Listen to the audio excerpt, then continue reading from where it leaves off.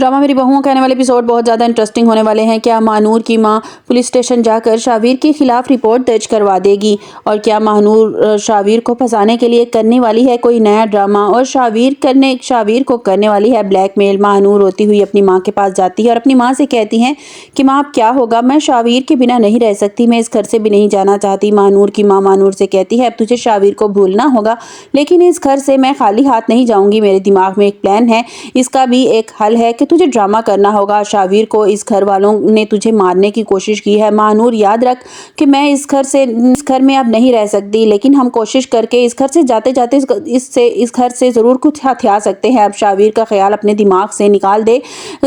शावीर अब तुझे कभी नहीं अपनाएगा। महानूर अपनी माँ की बात मान लेती है और नींद की गोलियां खा लेती है। महानूर की तबीयत बहुत बिगड़ जाती है। महानूर की माँ शोर शराबा डाल देती है और कहती है ना जाने इन्होंने मेरी बच्ची को क्या खिला दिया है कि मेरी बच्ची तो होश में ही नहीं आ रही। अगर मेरी बच्ची को कुछ हुआ ना तो मैं तुम लोगों को पुलिस के हवाले कर दूंगी और देखना तुम सब हवालात की हवा खाओगे।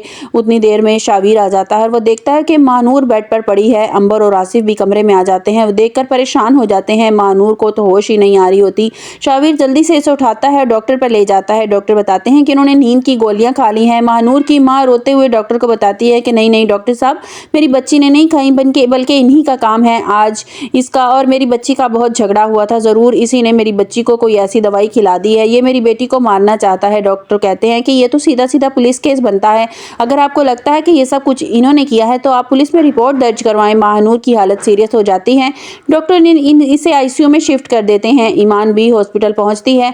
वहाँ ईमान की माँ ईमान से को देखती है तो कहती है कि मैं जो कुछ हुआ तुम्हारी वजह से हुआ, अगर तुम इस घर में वापस ना आती तो महानूर तुम्हारी वजह से सारा महानूर ने ड्रामा किया। इसे लगा था कि तुम दोबारा शावीर को इससे छीन लोगे, इसलिए इसने प्रेगनेंसी का झूठा ड्रामा किया और तुम ही हो ना जिसने घर आकर बताया था कि महानूर और मैं शॉपिंग मॉल में फिर रही हैं। ईमान कहती है जो सच था मैंने वही बताया, मैंने झूठ तो नहीं बोला।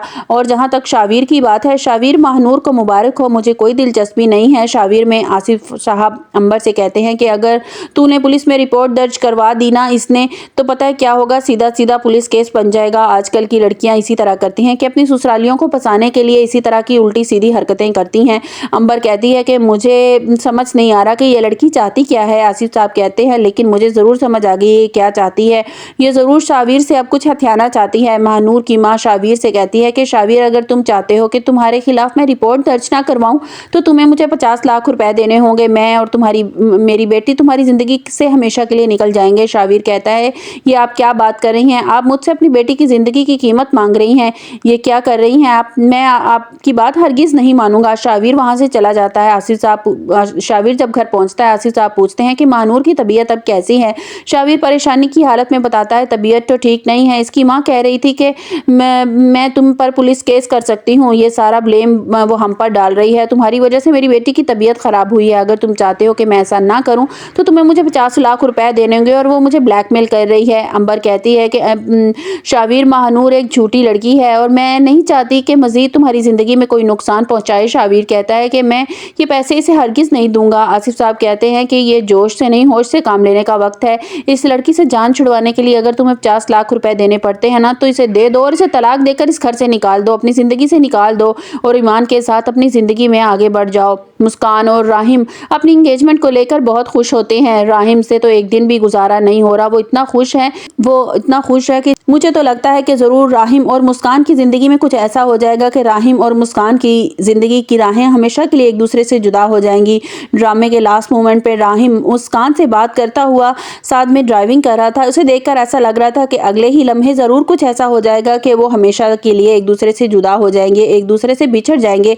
मेरे ख्याल में तो राहिम का एक्सीडेंट हो जाएगा और वो अपनी जान से हाथ धो बैठेगा और महक और इसकी फैमिली वाले मुस्कान पर ब्लेम करेंगे कि यही मनहूस है, इसके साथ में हमारे बेटे की मंगनी होने वाली थी, शादी होने वाली थी, तो इसी की वजह से हमारा बेटा इस दुनिया से चला गया। आपको हमारी वीडियो कैसी लगी कमेंट्स बॉक्स में अपनी राय का इज़हार कीजिएगा, लाइक और सब्सक्राइब कीजिएगा।